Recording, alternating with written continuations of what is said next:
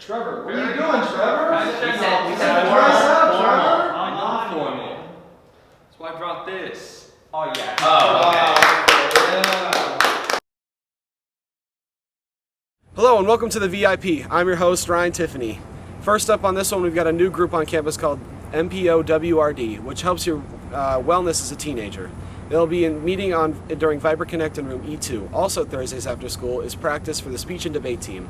And on Mondays after school will be the psychology club. And both clubs will be found in room E28. Next we have KVHS Sports. Hello, I'm Andrew with KVHS Sports. Varsity football will have a home game against Notre Dame Prep today.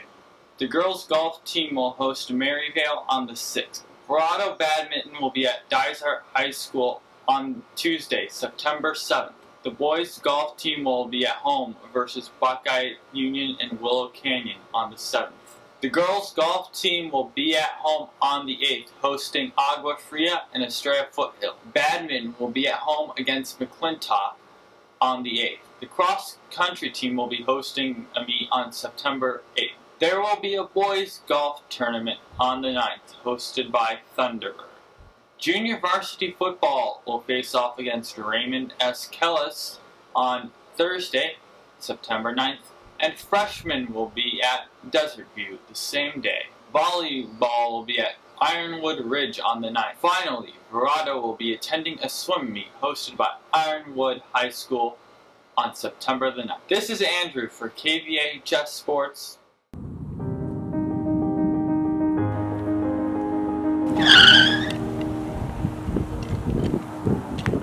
Every year, the West Valley View does a competition for the best mascot in the West Valley, and our very own Verado Viper mascot won the award for 2020.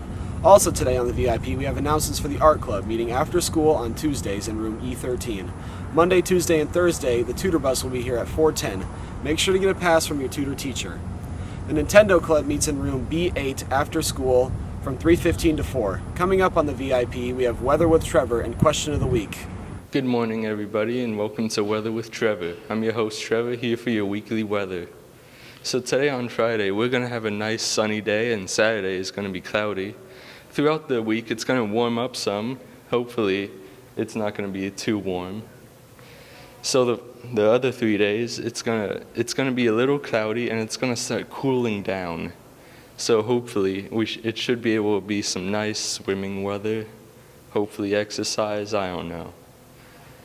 But I hope you enjoyed Weather with Trevor. See you next week. Welcome back, you guys. This is Question of the Week. I'm your host, Ryan Tiffany, and our question of the week this week is, how many assistant principals can you name? There are 4. Let's see how many people know it. All right, what's your name? Leah Melissa. What grade are you in? I'm a junior. All right, Leah, how many assistant principals can you name at Verado? Miss Han and Mr. Butler, and that's all.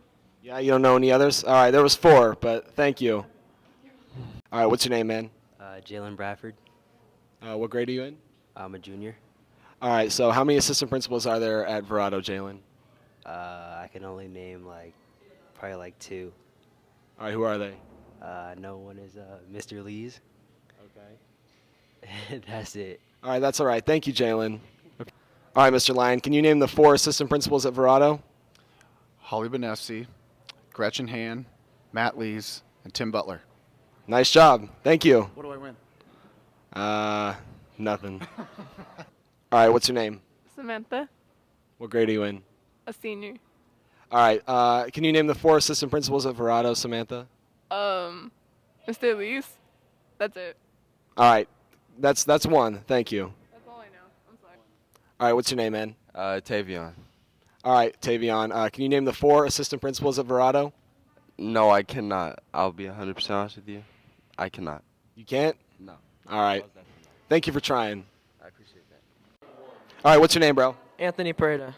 All right, how many, of the 4 assistant principals of Verado, how many can you name? 1. Who's that? Timmy Butler. Ah, nice one. Thank you, Anthony.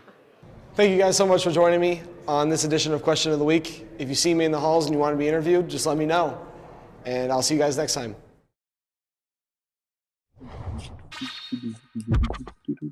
Welcome to Lethal League, a multi-platform game that is a mash between Pong and Squash, where you and up to 3 players join up in a box arena, where your goal is to hit your opponent hard enough to incapacitate them.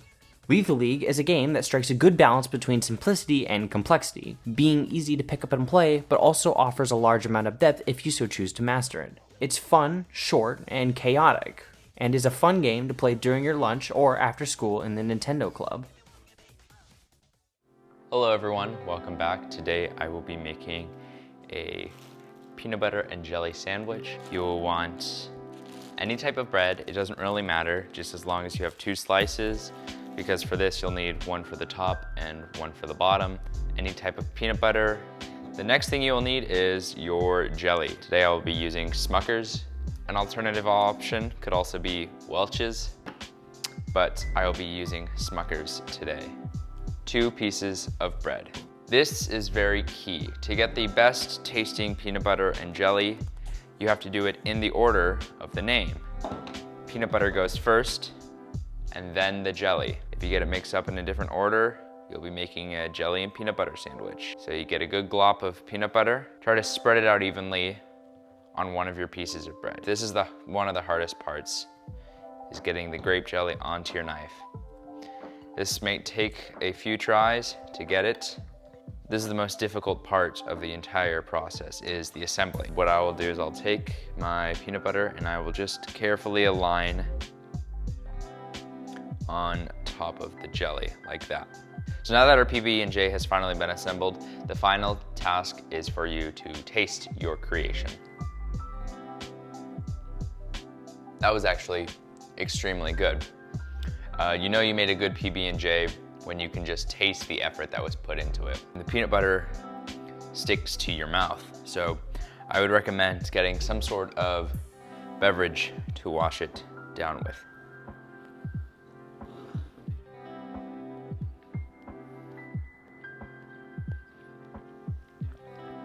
And that, ladies and gentlemen, is how you make a peanut butter and jelly sandwich. I hope you enjoyed, and I hope you will go home and make this for yourself. It was definitely worth it. I'll see y'all next week.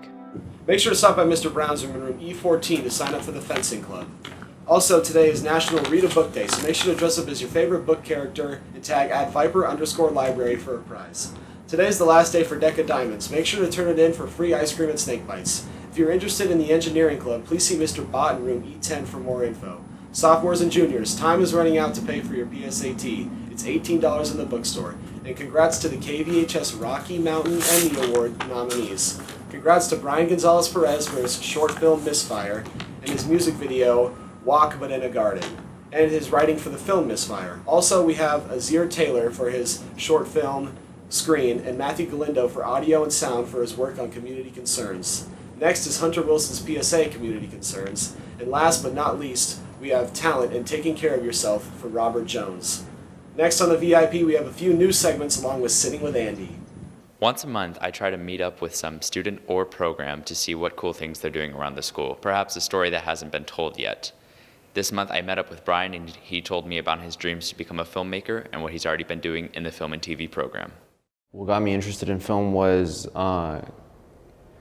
it was always a thing that I liked doing, because back then when I was younger I would get Lego figures and make stop motion, and so I thought it'd be cool to join a class to do what I always wanted to do professionally.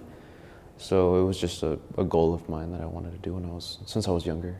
Some of my favorite that I've made would be the Flickr one, the obviously one. I did a Lego stop motion film too. And also the sci-fi film that I did called Misfire that I did last year. And the Student Production Award goes to Flickr, Verado High School.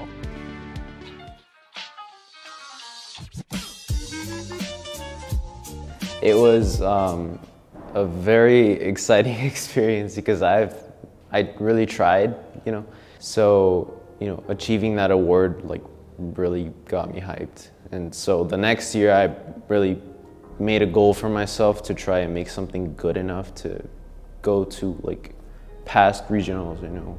I have an upcoming project that I've been working on since summer break called The Projection, which is like a thriller. And I should be finishing it by November, and it will most likely premiere like movie night. So yeah, I'm working on that with a few of the Film 4 kids and some friends of mine. I had a fun time interviewing Brian, and if you want to see some of his works, you can come check it out on November 9th, which is when Film and TV will be hosting a movie night showcasing some of their amazing student films.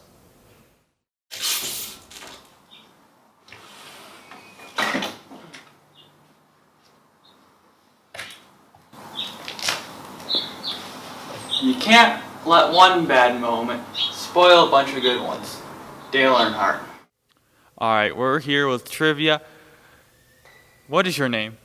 Chris. What is your name? Dylan. First question.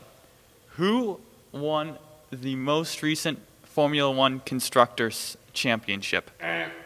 Paul Goldschmidt. That is incorrect. Dylan, do you have any ideas? No idea. The correct answer was Mercedes. When was the first speeding ticket issued? 1764. That is incorrect. Am I close? You are not close.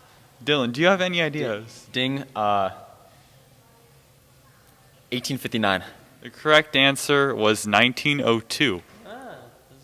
What manufacturer was the most recent Rolex 24 winner? Thank you for playing. None of you got any questions right, so I'm very disappointed in you guys. What are your final thoughts? We'll start with you, Dylan. I'm not really a car guy. Chris? Surprised that Mercedes-Benz isn't like winning everything. There you have it. That is Trivia with Andrew, ladies and gentlemen.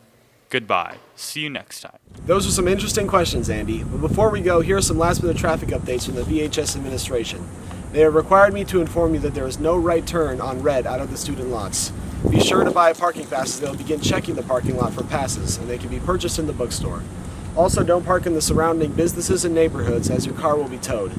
Student info includes bringing a charged Chromebook to school every day and bring a water bottle to school every day in order to prevent the spread of COVID-19. And the device protection plan deadline is September 10th. Now stay tuned after our credits for a special 9/11 piece.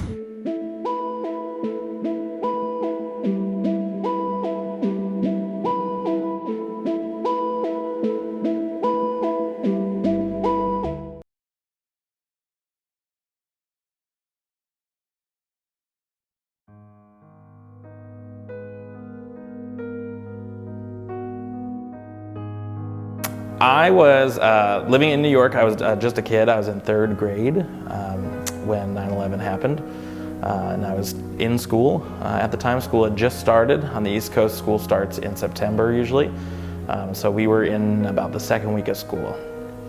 I was in third grade when 9/11 happened in Massachusetts, in Lowell, Massachusetts. And I remember sitting in class and kind of just feeling like this airiness and quietness as students were getting dismissed and being really confused as to what was going on. I think I was probably one of the last like 2 or 3 kids there and just being scared because our teacher wasn't telling us what was going on.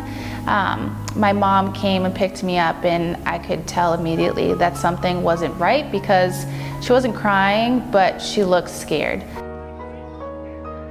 Okay, so I was a freshman getting ready for the day. My school started super early, so in Arizona time, it was about 6:15 and I was getting ready and the news station I was listening to on the radio was reporting it. And so I went out and my mom and I turned on the TV, so getting ready for a random September day freshman year. So first, being in third grade, you know, we kind of started getting a couple kids called out here and there because as things were happening in New York City after the first tower was hit, a lot of students whose family members were first responders, whether that was police or firemen, their parents were being called out of school. And that was kind of the first thing that I kind of noticed and that we kind of all noticed was, you know, so-and-so's dad was getting, picking them up, or so-and-so's mom was picking them up. And we knew that, their family was, a police family, fire family, and things like that. And then once the second tower was hit, our school went on a lockdown. And then during that time, a lot of parents are trying to call their kids out, obviously, and things like that. And then they weren't able to call them out because we were kind of in this lockdown. And once we got home, school released early for the day. Parents came to pick kids up. And once we got home right at the moment where the tower collapsed. So seeing that, being like nine years old, kind of on every channel, because at the time it's not, Hulu, Netflix, and all those sorts of things. It was just like any channel you turn to, that's what was on. And so it was, traumatizing at first, in that way. And so the impact that, I feel that it had was, at first, obviously, that's a big, like globally traumatic thing, to have happen, and to have kind of friends, families of mine, be affected by that, I think was really, traumatizing for not only me, but also my classmates and for our school and things like that. But the biggest thing I think that came out of that, and the biggest impact, was just how much togetherness happened in the aftermath of that. And I remember watching on TV, it's one of my first memories of like looking at a commander-in-chief, and it's, George W. Bush sitting on, the ground zero and saying, he's on the megaphone, or before the megaphone, he's like, they're like, I can't hear you. And he gets on the megaphone and he says, well, I can hear you. And the whole world will hear us soon. And the people that did this, they'll hear us soon. And so that was kind of, the first time where I felt like the sense of like unity and togetherness kind of coming out of, a really traumatic event. Thinking, even as a 9-year-old, like, hey, this is something that we can move forward from, and we can, and that we can get through. And I remember just being a young kid and watching the news on TV and seeing the planes crash into buildings. And I remember the news people talking about people jumping out of buildings after the plane had hit, and just feeling really scared and confused. At that age, and at any age, it was really traumatizing. I don't know that I realized the real impact until I was much older and visited the 9/11 Memorial in New York. It made me feel less invincible. I think as a teenager, we a lot of times think that we are invincible, and it kind of made me feel like it could end any time. So it made me feel a little more appreciative for every day. It also really sparked a sense of like patriotism in me. It made me want to, I don't know, have pride for the country and for people, and yeah.